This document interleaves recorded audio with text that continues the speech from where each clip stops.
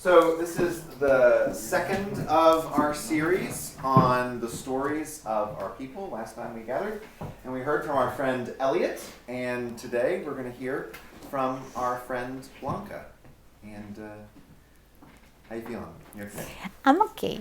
I never speak in public, but rarely do it. But I'm going to try to speak slow and clear. All right. Okay? Thank you so So, much. Take it away. all right. So, my full name is Blanca Judith Ibanez Velez. I was born in Guatemala City in 1966. At the age of 16 years old, my mother had a stroke. And in Guatemala, there was very medical expenses. It was very hard to find help for her to go to a therapy. So I had to quit school and start working to try to help for the medical bills, but it wasn't enough money. So then some of my friends had immigrated to the United States at the age of 15, 16, 17 years old. So I got in touch with them and I said, listen, I have to leave because I need to make money because we need to get my mom get well. So they said, I tried to get a visa because you need a visa to get into the United States. So I did 3 attempts to get a visa, and the 3 times that I tried, they denied the visa. So I said, well, listen, I have to leave. I have to find my way to get out of here. So my friends were already here in the United States, said, well, listen, contact this person. He is what is called a coyote, a trafficking human person. And then you're going to contact him and he's going to lead you to the border of the United States. When you're there, we're going to bring you to New Jersey. But you have to get there on your own. I said, oh gosh, how am I going to get on my own? I don't have money. And then I put together like $500. Back in 1982, the dollar and the quetzal, which is the name of the money in Guatemala, was like 1 and 1. So 500 quetzales was even at $500. And that's what I took. And I took a bus with a coyote. We took a bus to Tapachula, which is the border of Mexico. And then from Tapachula, we took another bus. I'm doing all this illegally, like with no visa. So we took a bus to Tapachula, and that was no problem because it was the border with Guatemala, so they let you go in for like 72 hours with no problem. So they said, we need to go to Oaxaca, which is another part of Mexico. And then from Oaxaca, we did it on bus. From Oaxaca, we did to Mexico City and bus. We did all this in a week. So Oaxaca, Mexico City, and then Tijuana. Tijuana, that's basically the border of Mexico and United States and Mexico. So we stayed there for like 2 days because the coyote was trying to find out the way to cross over without getting caught by immigration, by the border patrol. So after 2 days, he says, are you ready? He says, I'm ready, I'm here. So we crossed the border from like 7 o'clock at night into like 7 o'clock in the morning, was running in the dark. He said, run, walk, throw yourself in the ground, because it was in a helicopter, like flying around the area. So you have to hide in the bushes to make sure you don't get caught. So finally, after around 6 o'clock in the morning, we got into Santa Ana. That was already United States. But now I'm in the United States, but I had to cross from Santa Ana to San Diego. And how am I going to do that without being caught? Because I didn't have any passport, any documents, or anything. I was illegal. And how old were you? I was 16 years old. 16 years old. I was 16 years old. So then the coyote put us in the trunk of a car to cross from Santa Ana to San Diego. And he will give us a sign when we have to stop breathing, because it was a checkpoint. So he'll knock at the car, and that time we had to stay still. no breathing, no move, no nothing. So we got to San Diego, and then when I'm in San Diego, I call my friends and said, listen, well, I'm here. Now what I do? So he said, now we have to ask the coyote how much he's going to charge you. So we have to pay him so you can fly from Los Angeles to New Jersey. So he bought a ticket from me from Los Angeles. It cost like $200. We're talking about 1982. Everything was cheap. So they had to pay the coyote $1,000 that was the price to bring me from Guatemala to the border of the United States. And then I got a flight in Los Angeles. And then the flight did stop in Colorado, in Denver. And I thought that was Newark because my friends have told me, you have to get out, you're going to get out in Newark.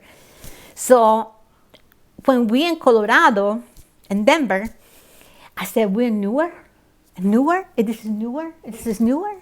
And the guy is like, no, Newark. This is Denver. Huh? Denver. And me, Newark. That's the only thing I could have said. Me, Newark. So he said, oh, give me some directions. And of course, I didn't understand because the only things I knew in English was the alphabet and yes and no, and I don't speak English. So they one of the flight attendants lead me to the other plane. And then I got the plane from Denver to Newark. So I got to Newark at 1 o'clock in the morning. So now I'm there. And the person who was supposed to pick me up didn't recognize me because last time he saw me, I was like 12 years old. So he got a picture of me back when I was 12, not when I was 16. So he's looking at the airport for somebody that he didn't recognize. So I started to ask somebody, do you speak Spanish? Do you speak Spanish? Do you speak Spanish? And then finally one pilot says to me, yes, I speak Spanish. What do you need? I said, I need to make a collect call or a call to my friends so they can come and pick me up because they left me here and I don't know what to do now. So he made the call and he says, well, your friend is here in the airport. He just don't know where to find you. So they got in communication with my friends and everything. Finally, I see the guy coming to pick me up. I said, Freddie, he said, you? And I was like, yeah. Oh, thanks God. I thought you guys going to leave me here in the airport and what's going to happen with me. So we got in the car and then we drove to the apartment. And then that's when the really adventure started. I got there, they all welcomed me, you here, and I was so happy. I remember it was in November. It was the first Thanksgiving that I spent here, in the United States, and everybody was talking about Thanksgiving, the Power Day, the Turkey Day, and I'm like, what is this? And then we celebrate that I came here alone, that nothing happened to me, nothing dangerous compared to the stories that I have heard or you can hear in the news that can happen to the people. That woman can get raped or by one person, by the coyotes, but so many things that can happen to you. So I got here safe. Then the celebration is here. Now she's here. What she's going to do now? So they find me a job in McDonald's in Plainfield. We used to live in Plainfield. They find me a job in McDonald's as a boss girl. So I used to do the tables, clean the tables, sweep the floors, clean the toilets, and everything. But I remember it was this person, Chris. He was a Jamaican boy. He marked my life, and I have to thank him because the English that I know now, it was because of him. He said Blanca, and the manager of the McDonald's was a Cuban lady. So the Cuban lady used to translate to me what Chris will tell me. So Chris gave me a suggestion. He said, Blanca, if you want to learn English, you're going to have to learn one word every day. So, and I'm going to teach you. I'm going to teach you one word every day. So he did. He'll teach me salt and pepper, ashtray, napkins, table, map, bucket, lid, cup, and all these little, there were little words. Now I can say that wide open, but back then, the first thing that he would do to me when I showed the word was, what was the word from yesterday? What was the word? Butterfly, a napkin, a cup, a lid. And then that's how we would learn. He said, you now listen to Spanish music. You're only going to listen to American music. No Spanish for you. Nothing. No at home. I said, Chris, what I'm going to do? I'm not going to understand anything. Only English, Blanca. If you want to succeed in this country, you have to learn the language. And the only way you're going to learn is if you listen. So then I took it seriously. I started listening to Madonna, Cyndi Lauper, Bon Jovi, Bruce Springsteen, and translate the songs. Translate them. I write MTV. I don't know if anybody remember MTV. So MTV used to have the subtitles of the song. So I will put an MTV and I will grab a word from the subtitles and I will translate the word. And I will take it to Chris and Chris will teach me how to pronounce that word. So that's how I increase my vocabulary. So one day, one of the cashiers from McDonald's didn't show up for work. And then like Maritza says, I'm in trouble, I don't have a cashier. So Maritza, but I work in Guatemala and I was a cashier. I know how to use a register. Yeah, Blanca, but you don't speak enough English. And then I said, try me. So welcome to McDonald's, can I take your order? You know, in the drive-thru. And that was in the drive-thru. Welcome to McDonald's, may I take your order? So back in then, the menu in McDonald's was number 1, number 2, number 3, number 4, number 5. So it was easy. I want one number 1, one number 2, one number 3. Okay, thank you for your order. Come to the drive-thru. So now I see everything so easy, but back in then I was sweating. I was like, oh my gosh, what I'm doing here. And then after that, I learned to read the screen, or how to place the order, how to put the order together. So since that, after I came here in November, December, January, February, March, April, May, I was working in McDonald's as a cashier. No more washing dishes. Oh, but before I moved to a cashier, I used to wash the dishes, clean the ovens, clean the fryers. But one thing that my father always told me I was growing up is you're going to do something, you're going to do it right. Even if you sweep floors, you're going to sweep them, you're going to mop them, you're going to look great. So the owner of the McDonald's liked how I washed the dishes, how I cleaned the stoves, how I cleaned the ovens. They were like neat. My hands were so destroyed by the easy oven that I was using and everything because I didn't use gloves. And then in 6 months, I was working in front of the McDonald's. I was like, how do you call, no assistant manager, but I was like helping the assistant manager to do the setup of the table for the next day.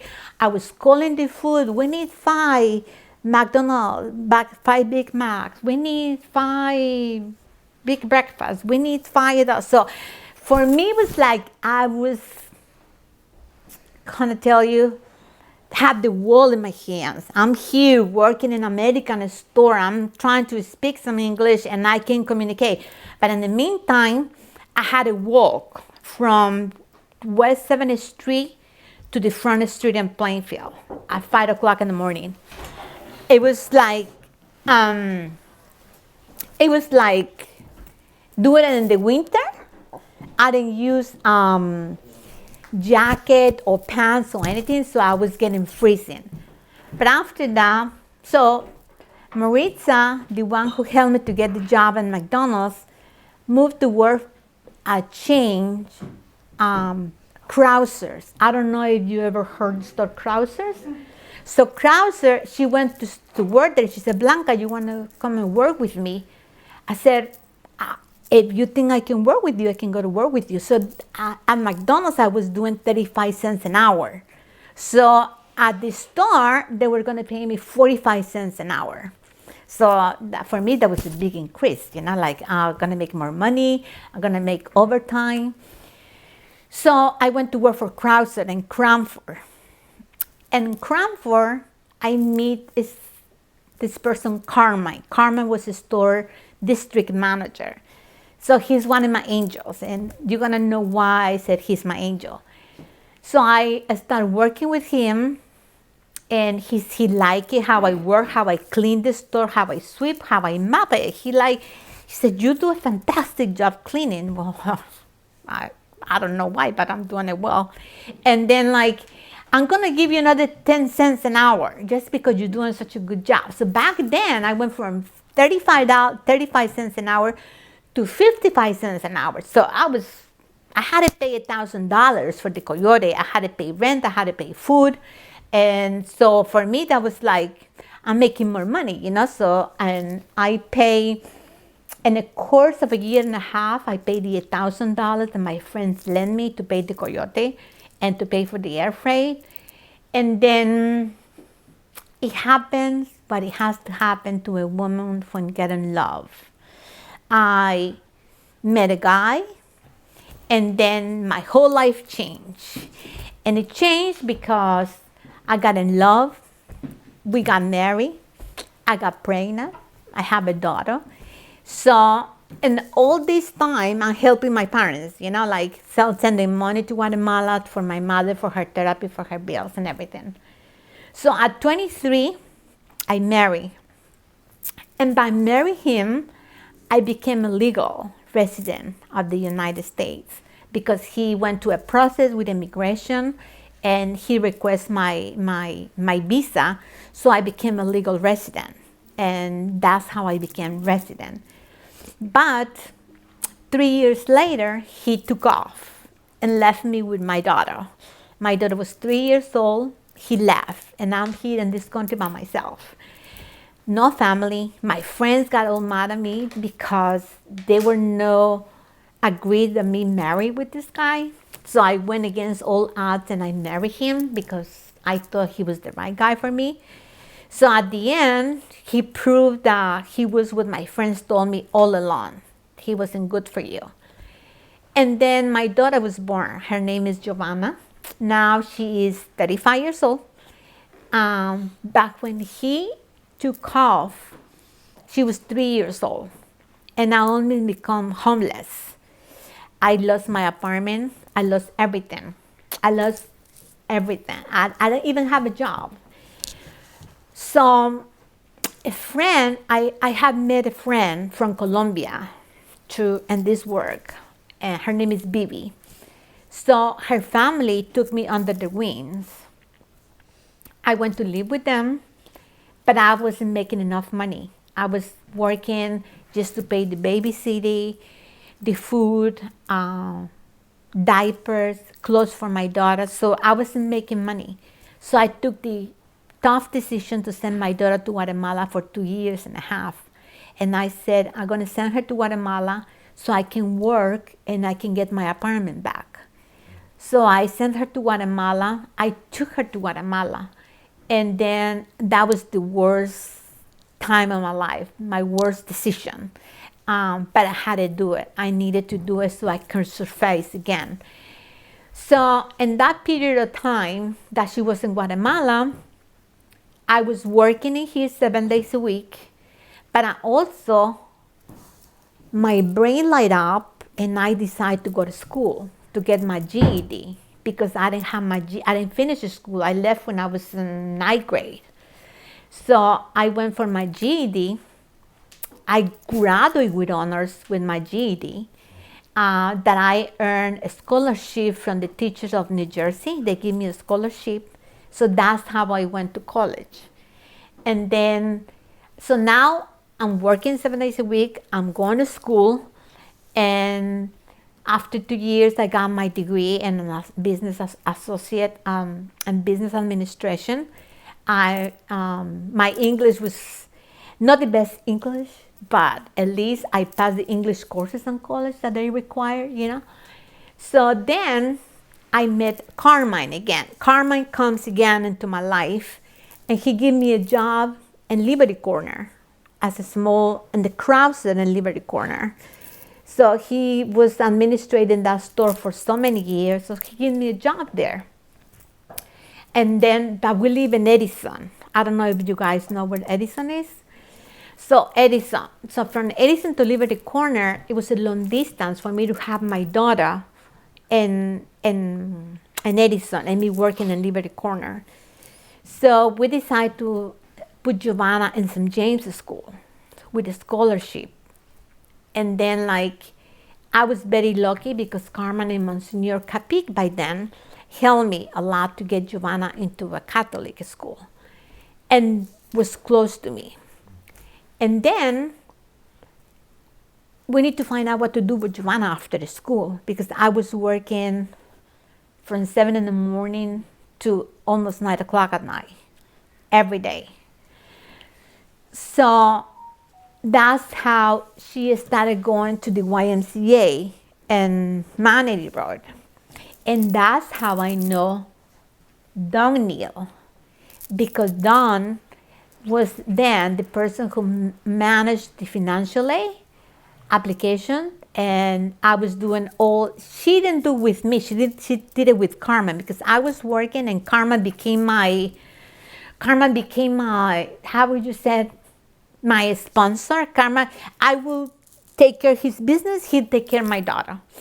So, and then Giovanna started coming to Manatee YMCA for summer camp, after the school programs.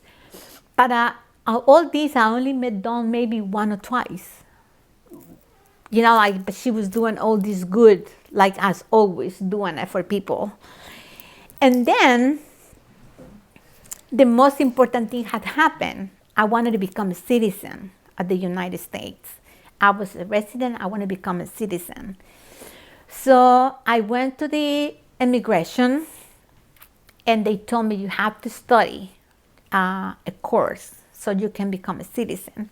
So I went and I bought a book that had 200 questions, and then I have to study them, and I have to I memorized them, 200 questions, and get ready for the test that I had to go to immigration. So 6 months took me to memorize the book. Then when I was ready, I went to immigration and I went to the interview to become a citizen. So to my surprise, they only asked me 5 questions. I studied 200 and they only asked me 5.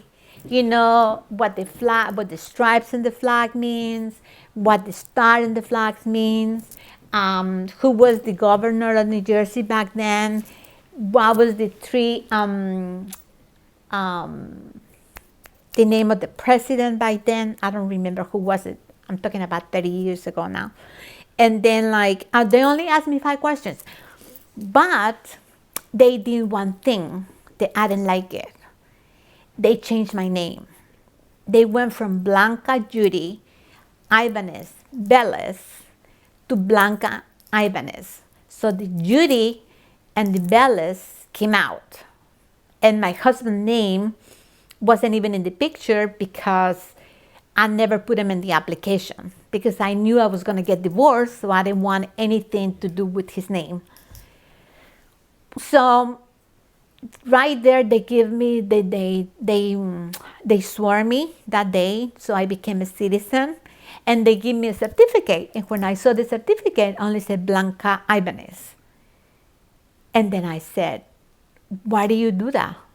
That's totally lost my name. And he said, well, in America, we don't use the middle names, and we don't use the two, your father's name and your maiden name. So your name is Ibanez, which is your father's, and your name is Blanca. I said, but what is Judy? So it came off. So that's when I became Blanca Ibanez after so many years. Then I was working for the company. Yes, I started working for the company in 2004. It's called Countrysil. This company was all about Christmas decoration.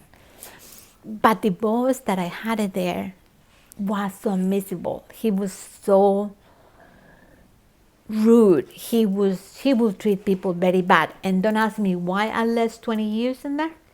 Because I needed the job. and I was afraid to leave. I was making a good money, and I needed the money in order to succeed, to support my daughter, for her going to school. But mentally, I was bad. I was wrong. I was in a stage of depression, nervous, reckless. And then one day, I had a meltdown. I started crying, and out of nowhere, the only person that I meant to text was Don Neal. Don't ask me why. We didn't have a communication with Don through all these years. And that day that I had a meltdown, I text her. I was crying. I was a mess. So she called me and she said, "You want to get together? You want us to meet?" I said, "Sure." And then she said, "You want to meet with my priest?" I said, "Sure." That's how Rick got into my life, because she brought me that day. We sit down and I'm talking with Father Rick, and I'm sobbing and sobbing and sobbing and sobbing. And I think he was like, "Okay, I'm going to let her cry. I'm going to let her talk. And then I'm going to do my thing. But in the meantime, she needs to let all this go." And then I come down, and he started talking to me. He said, "Blanca, I'm glad that you're here." And Dawn was sitting next to me, and I'm like, "Okay, so you okay now?" I said, "Yes, I'm okay." "Okay, so well, this is your house. You're welcome to come. You can come to this service." And then that's how I started coming to some marks. That's how my story started about 17 years ago. Oh my gosh, it's that long. And then 17 years ago, I became a part of St. Mark's. The very first day that I came to the service, I was like, "Oh boy, what they're gonna watch me? They're gonna look at me like she's Spanish. They're not gonna like me. They're not gonna say hi to me." But the very first day, everybody welcomed me. "Hi, how are you?" They introduced themselves. And then that goes with the sermon of this morning, because I be church for 20 years. I didn't visit a church. I was mad at God, because I said, "Why did I have to go through to all things that I went through? Why? I couldn't understand what was the purpose of it." And I said, "You leave me alone all this time." But at the end, he didn't leave me alone, because with so many people. It was Geraldine who took me under her wing. It was Carmine always helping me. Then there was Dawn helping me and trying to get Giovanna to summer camps. And then he didn't leave me, because Dawn answered my text. I couldn't say, "This girl is from the YMCA, but I'm going to answer the text." No, but she did, and she came to my rescue. She hugged me, she kissed me, she made me feel like I was worth, that I was something, that I was no somebody just in the wall, like, "I'm not going to pay attention to you, you know my problem." No. Then I start coming to San Mark every Sunday, and then I start getting closer to God again. And then my life started to change again in a positive way, because not just because I look for the word of the Lord, but also because the people welcome me. They welcome me, and they make me feel home. They make me feel like I was wanted. They make me feel I wasn't rejected. Like I didn't feel like I was raised Catholic. But yet, I had to go to Guatemala and baptize my daughter, because I couldn't baptize her here because I was divorced and they wouldn't baptize her. So that made me more anger with the Catholic Church. I didn't want to know anything about it. So why do you have to do this to me and my daughter? And then that's how I became a parish of St. Mark's. And that's how I became a citizen of the United States. That's how I end here when I was 16 years old. Now, if you ask me if I want to go back to Guatemala now and live in Guatemala, I'm 58 years old. I'm scared to death. Like, if you ask me to move to another country now, I don't have the courage to do it. I'm not young anymore. I don't have the adrenaline anymore to do it. So that's how I end in St. Mark's, 17 years. And I'm going to do my confirmation on the 20th to confirm as an Episcopalian. Yeah. And yeah, that's a little bit quiet speed up on my story, how I came here, how I learned the language, how I succeed, how I survive, and then and I'm here. That's the best part of it. That I'm here, that I made it. And we're so glad you are. That was. Oh, thank you. Thank you.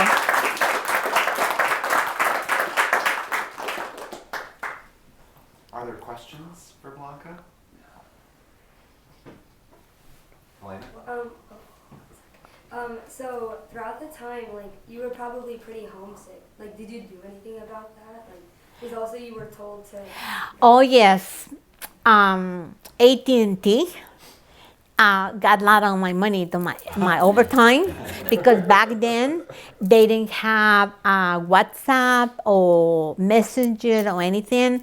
And one thing I have to say, my parents didn't want me to leave. They said, I don't want you to leave. But I said, Dad, I'm going to do it, and I'm going to do it with your blessings.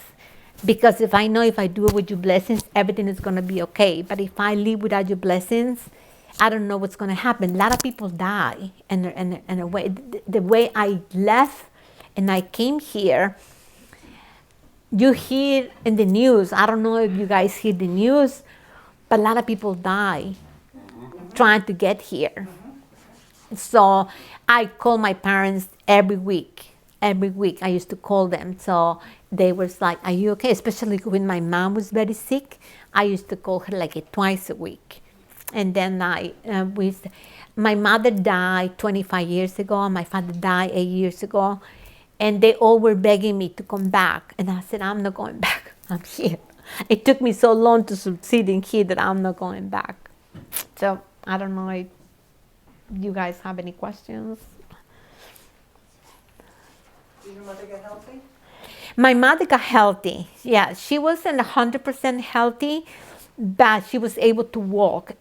Just the left side of her body was, she couldn't recuperate 100% movements, but she was happy and sad at the same time, because she said you had to go so far in order for me to get well. But she was happy, healthy.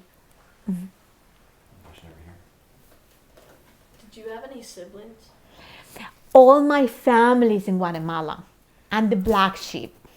So how many siblings are back in Guatemala? I have 7, 2 brothers and 5 sisters. Are you in contact with them? All the time. Yeah, the reason that I go to Guatemala once a year is to see them. But none of them wants to come here, not even with a visa to visit or anything. They don't want, because they all are lawyers, doctors, teachers. My parents were divorced. So my father has 3 children from his first marriage, and my mother had 5. So I was the only one. They all got married. They all left. I was like one to the last. So I was at home with them when my mother got sick. All of them was already married, doing their own life. So I was the one to feel the responsible for my mom's health. Mm-hmm. Who did your daughter stay with when she went to Guatemala? She stayed with my sister, my older sister. She stayed there, and my daughter went to school there, to pre-kindergarten and kindergarten, And in those 2 years, she learned to speak, read, and write Spanish. So she's the she's the whole percent bilingual. That's amazing. Mm-hmm.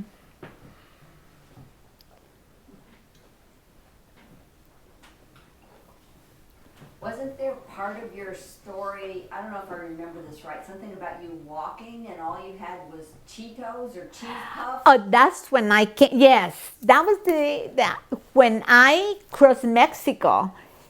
I didn't have enough money, so in Tapachula, before we went to Oaxaca, I bought a big, huge box of cookies. It was a huge box, and those cookies last me for a week. That was my breakfast, my lunch, and my dinner. Not with a bottle of water, with water from the sink, because I didn't have enough money. The money that I have, I had to pay the bus to move from one place to another until I got to Tijuana. And in Tijuana, I got stopped by the federals, the police, and they took the last money that I had. But I was already taking that money. They let me go. Otherwise, they would have kept me there, and they would have sent me back to Guatemala. But they didn't happen. Thanks God. How many people were in your group when you were trying to get out and walk across?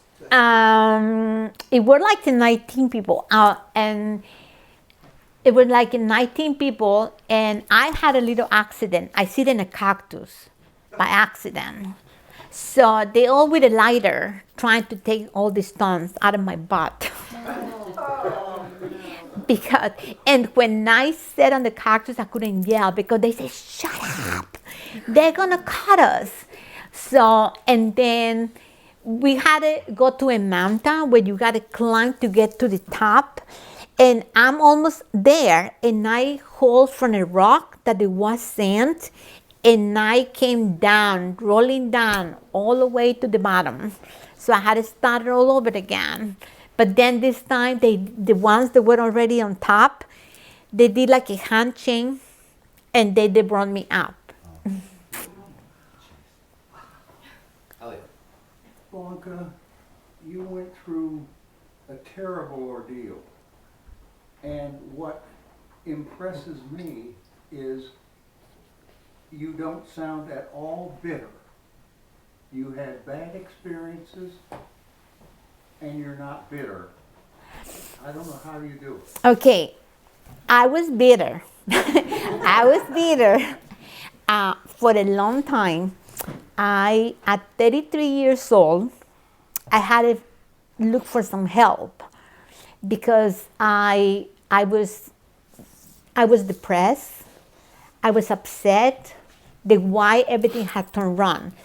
The first thing that was like for my husband walk away, and then I almost become homeless. Then I was mad and bitter, I can say, because I thought that God had left me alone. But when I sit and think about it, He never left me alone because He always sent me people. He sent Geraldine, Colombian lady, her daughter Bibi. He sent Carmine. He sent Dawn. And then like make me realize that I wasn't alone. So that took my bitterness away. But I was bitter. I was bitter. But the fact that you overcame it, just amazing.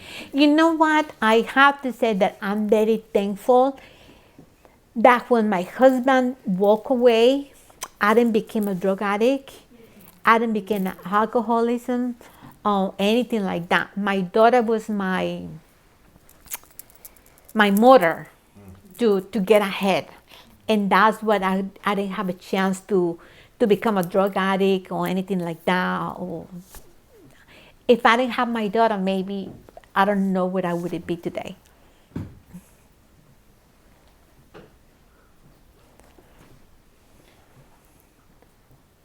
Any more Blanca, questions? thank you so much. Okay.